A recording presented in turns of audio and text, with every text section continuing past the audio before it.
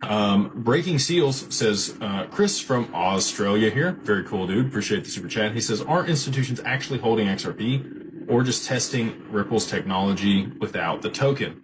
Why would banks use XRP instead of private or permissioned ledgers they already control? Hope you have a Merry Christmas. Great questions. So they will use private permission ledgers that are interoperable with a mainnet. So this is the analogy I give people. Many of us weren't around for the origin of the internet. I was very young when it was going on, but you might remember that. In the beginning of the internet, for email, if I had to have an AOL email and you had to have an AOL email, and we could then send each other stuff. So it was the intranet, not the internet. Okay, so intra settlement is banks can send payments between branches. And they can do that with their own stablecoin. And it provides them 24/7, 365 liquidity to be able to make those transfers, satisfy client needs, do all that stuff. Awesome. Private permission stablecoins on Corda or the XRPO on a side chain. Okay.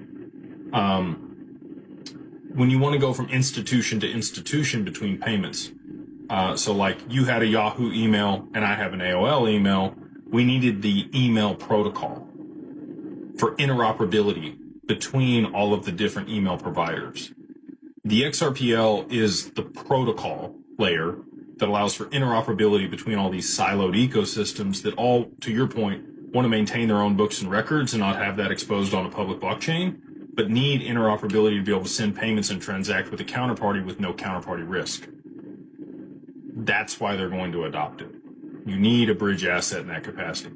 Now, if they're okay with accepting the other bank's stablecoin, sure. Now, so like a business, if it's merchant services or if it's peer-to-peer, they might be okay with holding that counterparties. Like we hold dollars issued by the federal government because we trust it, right? Not really anymore. Most people don't. I think they'll restructure it. I think it'll be fine.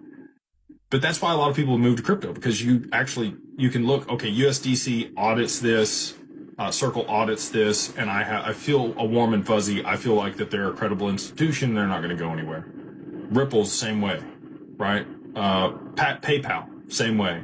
There's going to be all of these, merchant service providers and payment processors that issue stablecoins. I think all the social media platforms will issue a stablecoin. People will hold those for incentives, for one thing, and then also to be able to transact on that platform easily.